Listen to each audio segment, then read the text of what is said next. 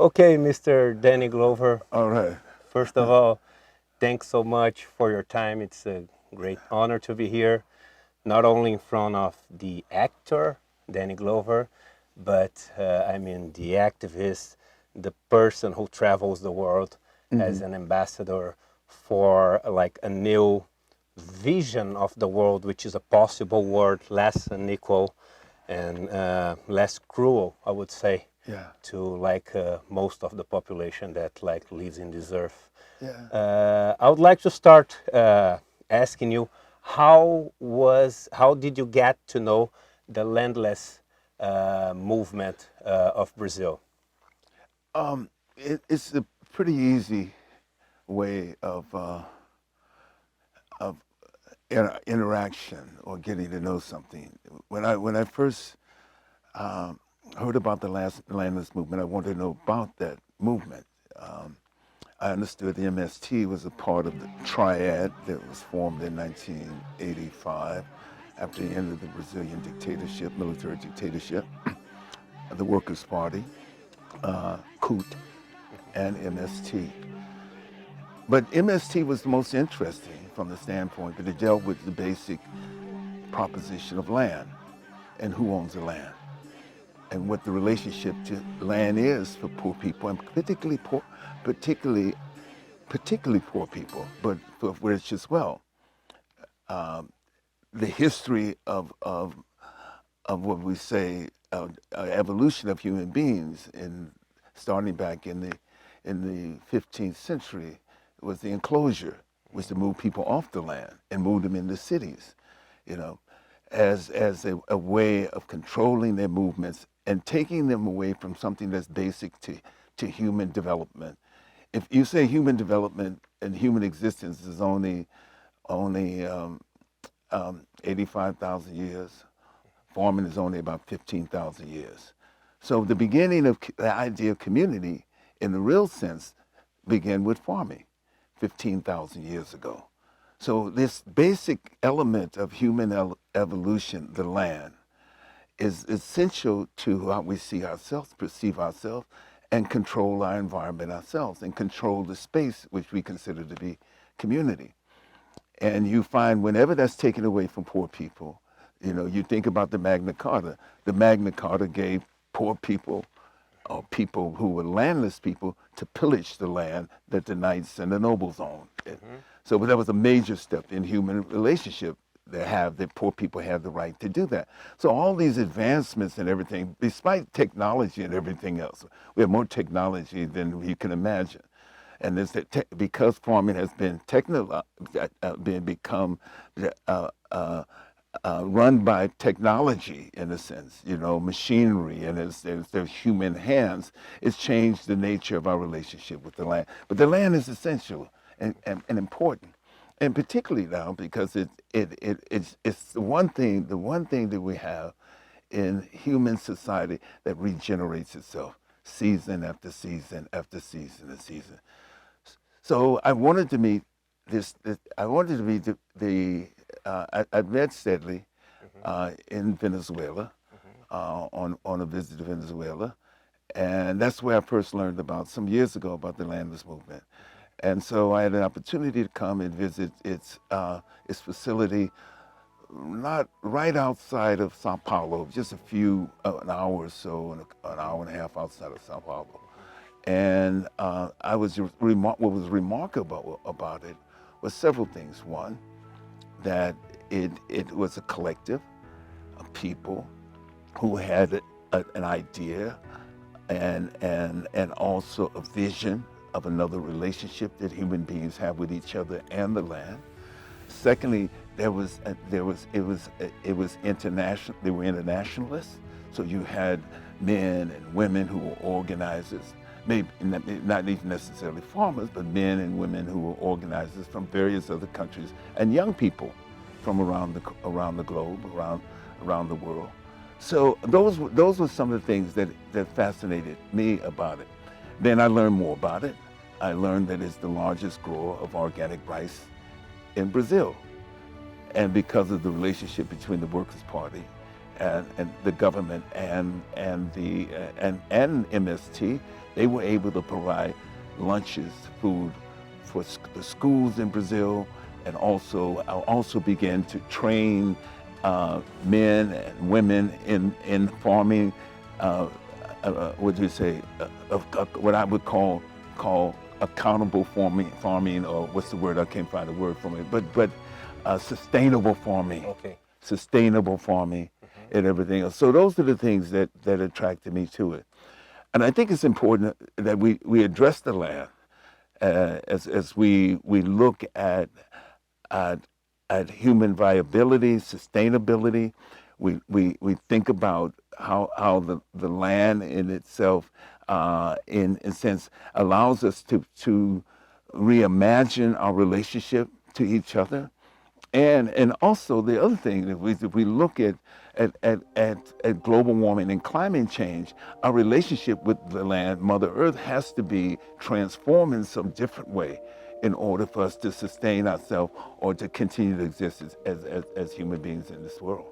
You know what is impressive because you're an American, you travel the world, but you're American. And after having lived at MST for a period of time, you know like much more of MST than 99.9% of the Brazilian. And people in Brazil think that MST is like a whole bunch of criminals, of people that like to invade farms and they like to just burn houses and they kill the cattle. How can you hide from the population a movement of 1 million, more than 1 million people? How can you put that much? 1.4 million people, 400,000 families, 1.4 million people. Over 1.4, yeah. How can you hide that under the carpet from like a country like Brazil? You create a narrative, you criminalize them, first of all. That is the purpose of it. You don't talk about any of the things that they do, the positive things, the things in which they perhaps even enhance the lives of those people who are attempting to vilify them. So on the one hand, that's the narrative, because they're dangerous. They're dangerous. They're not propaganda in the real sense of it. What they're doing is taking action itself and reframing another narrative, and also redefining poverty and those people who are poor, and how they are the tools, or they are the instruments to change society. MST is an instrument to change society, period. Without a doubt. So you have to kill that notion. You have to vilify it. You have to say that they're criminals and everything else, terrorists and everything else. And yet they are the ones who think about how do we now be self-sufficient?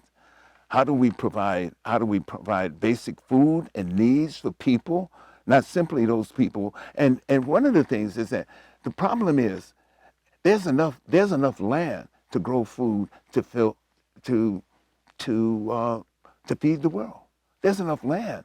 The question is that who owns the land, who controls the land, also controls the food line and the source of food. So that's the critical thing. So if people become self-sufficient in itself, not on a major. This is a major project. This project, even though we look at over 1.4 million people within a country of 200 million people, it's a small sample size in a sense, but it gives us it gives us an idea of what the possibilities are, and in terms of what it can do, and it changes the nature of not only the relationship that they have as farmers with the land, and they have control of the land.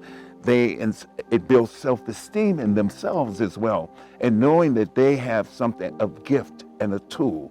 But it also changes the relationship that those who live in the city have with those people who live in the land.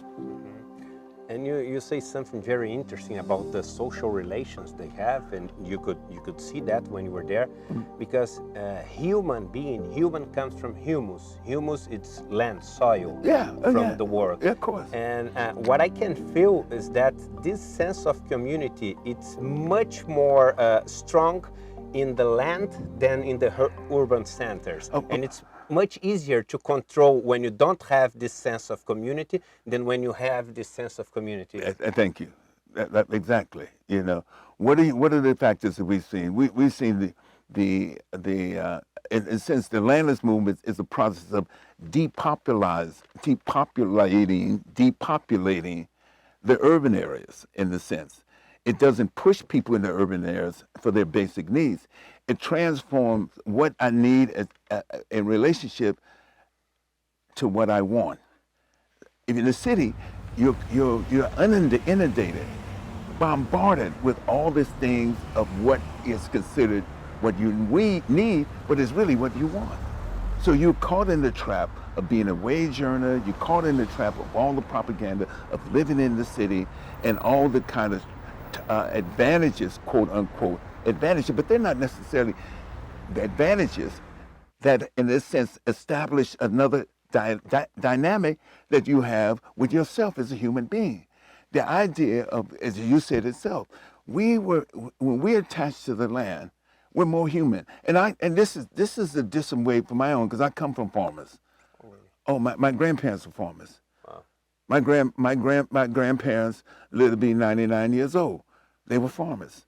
My grandfather had his own farm. At first, he did something because his grandmother, his mother, was freed from slavery, okay, as a child. Okay, so in fact, African Americans were tied to the land by virtue of the fact of cotton, of picking cotton. And cotton was the vehicle that made the United States, created the first primary wealth within the United States, cotton. So they were tied to the land in a sense. So my grandfather, born tied to the land. He ended up having different ways in which he had to barter his services in order to work the land, in order to eat and feed his family and stuff, until he was able to buy his own land and his own farm. And he was basically just a subsistent farmer. He was able to farm enough to provide enough food, most of his needs, grow his own, have his own meat, have his own chicken, have his own hogs, et cetera, et cetera, et cetera. So I know that. I spend time around it. So there's a different kind of relationship, even though I'm born right here in San Francisco, the city, that I have to the land itself and the importance of land. And I tell you, when I was a child, I met the most incredible people down there who were human in imaginable ways, who were kind in imaginable ways, who looked out for each other in community in imaginable. Even though they were poor, even though they were poor people, they often had generous people. They often had the capacity to share what they have. And that's the beautiful thing about that, and to look after each other, to care for each other in a different way. And they talk about that now. It's one of the aspects of what depopulation the land does, is it takes young people, because of all the systems of communication now, television, everything else, it takes them away from the land into the cities and places to get jobs, etc. But I come from that, so there's I have a different orientation when I see those people or be around those people. In fact, I had the opportunity in several of my movies to play someone who was a farmer, who was someone who owned the land, who was part of the land. And what I drew from, even as an actor, as an artist, what I drew from was my experience and the way in which I saw my grandparents and their relationship and people in their communities. That they weren't too far different than what I tried to portray in the movies, what I saw. And they care for each other, because when we lived in tribes, we knew that a tribe was as strong as the weakest people on the tribe. So Exactly. They had to care for the weak people to have a strong tribe. Absolutely. But like on a city, we see someone lying on the ground, like starving, and we just don't care about them. But we don't know that we are as weak as they are as a group. Exactly. And at MST and those people, they have that feeling that they cannot afford to have anyone weak if they want to be a strong group. Yeah, exactly. And that's very, very important. Well, MST is the most, I think, and the way in which it the MST develops the relationships internationally with other groups around the world, not only in Latin America, but in Africa as well, or the organizations, like organization. They're the most imaginative part of I think, this transformation, the possible transformation of Brazil. Because you don't have a violent relationship with the land itself. You have a loving relationship with that. It's a loving relationship with that. It is not a caring relationship, and it is a relationship that is utilitarian. It is a relationship that uses everything that the land provides it.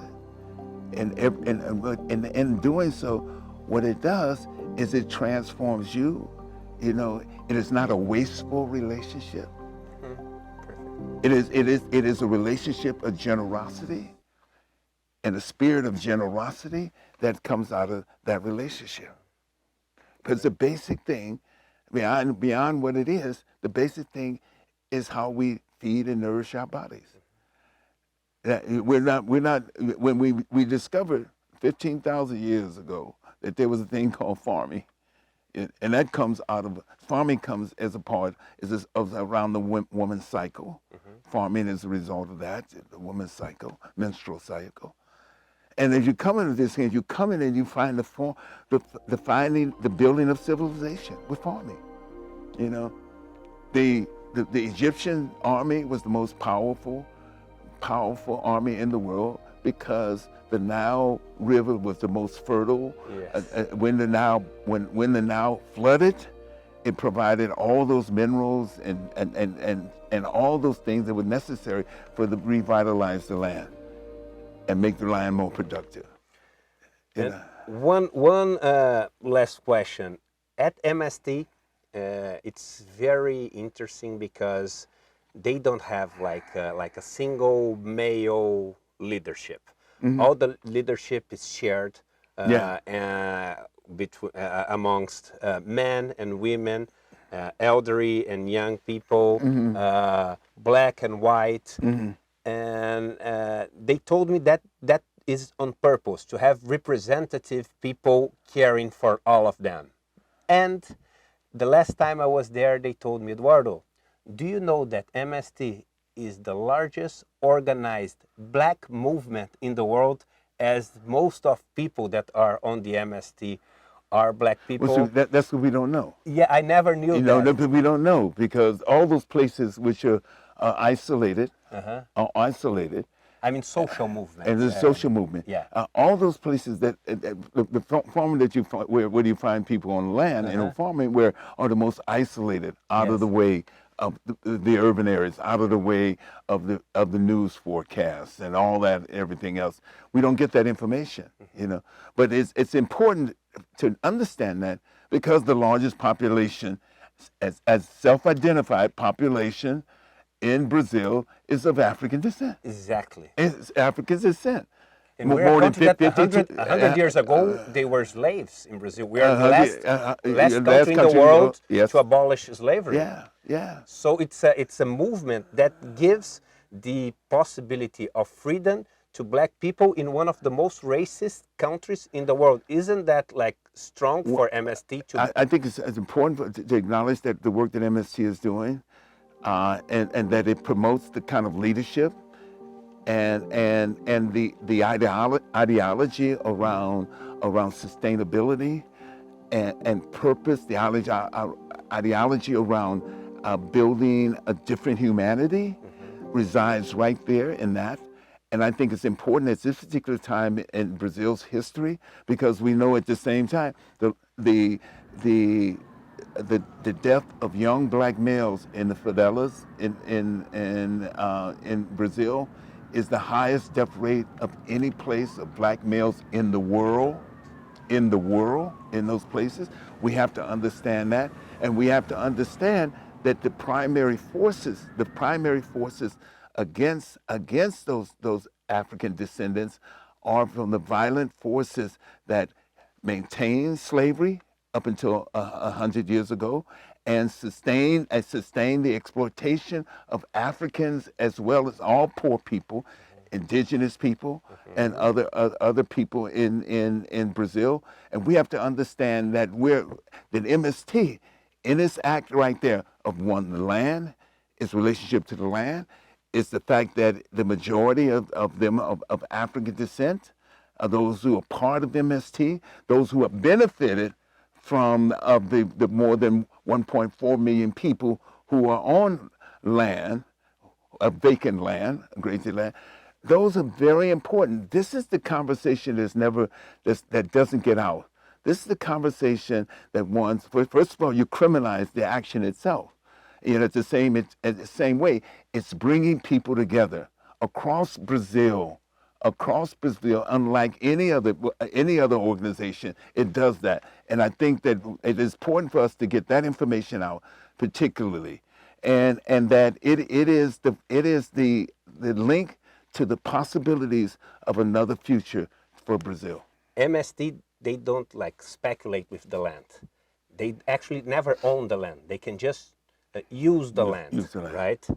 And by having this necessity of caring for the land, because the land is going to care for them, because they cannot sell the land one day, so they have to take care of the land. They value the land much more than a guy who just buy a land to sell later in the world, in his life will do. This relationship with the land is something that I want quickly to explore, because we're losing this relationship with the land and seeing just as another asset that we want to buy and see it like going up on the stock market or something like that. And the other thing is, the people from MST, they are largely independent. If there's hyperinflation in Brazil, nothing changed in their lives. Yeah, yeah. And that bothers a lot of people, that they're not dependent on, they cannot like blackmail them. Oh, if you don't do that, you're gonna lose this or lose that. They have everything that they want. Do you think that one of the reasons why MST is so much persecuted is because they are like they have the ability to be independent from these capitalism traps? Well, I think while they supply the basic needs of who we are, what we need as human beings, food. Food has been, for some time, and I don't know, for some time in the Western world, and for some time in the world itself, commodified in a way. The relationship that we have for food as a commodity, it's become even more commodified in ways in which it's capable. The lack of food often is capable of destabilizing a community, destabilizing a country. The access to that food, you know, and you take, for instance, Kenya at the time of its independence. Its primary foreign exchange was through agriculture, because it supplied the whole region around it in the southern part of Africa, the southeastern part of Africa. So now it becomes tourism. So food has been commodified to the point of removed from access and people's viability connected to access, and the reason a reason of connecting it to the other parts of Africa. Within its close proximity to itself, and that is what is happening with food. So the fact that the food now is what that is. Whether it's you own your stock market, you have different things around profits on shares around hogs or beef or meat and all those things. In fact, one of the greatest crimes that we do now in terms of food and hogs and growing animal is that it is the largest emitter of HO2 gases. The way we produce meat. That is true. Not the cars we drive, but the way we produce meat, in a sense. So it has been commodified and changed the nature and the relationship in that. And that is to not only that, to to various different MNO. I mean, those modified organic modified different formulas in which I can't find the word. I'm sorry, I'm rambling now. I did GMOs. The fact that we have the GMOs, the situation. Thank you very much. So the GMOs. And none of these are GMO crops, so you're not in the MST doesn't use those kind of methods in terms of farming. That is true. It brings us back. It changes the narrative, and it introduces another narrative for all of us as human beings, whether we live on the rural areas or whether we live in cities. That's what it does. And I think it is dangerous because for them, for power, it is dangerous. And I think that while it is, I think the most radical part of the, and I'm using the word radical in the sense that it's transformative, is the most transformative part of the agenda after 1985. It is the one that is most endangered as well, because of the idea. It transforms our mind. It takes us out of the system in which dictates, is often the dictator of what is happening in the society, and puts us in another way of looking at it. If we look at that way, it's a frightening way for people to try to change their orientation. And that is that is what MST does. Is it changes our orientation, our relationship to food, and by virtue of that, it changes our orientation and our relationship to each other. Thanks so much for your interview. Okay. And it's very important to have someone that is world known like you, talking about a movement that in Brazil should be an example and maybe a solution, and people see as a problem. Oh no, it is a solution for not only Brazil, but it's a solution to other impoverished countries in the world. It is the resistance to eliminate and demonize MST is a war on all people around the world, poor people specifically around the world. Great. All right, thank you.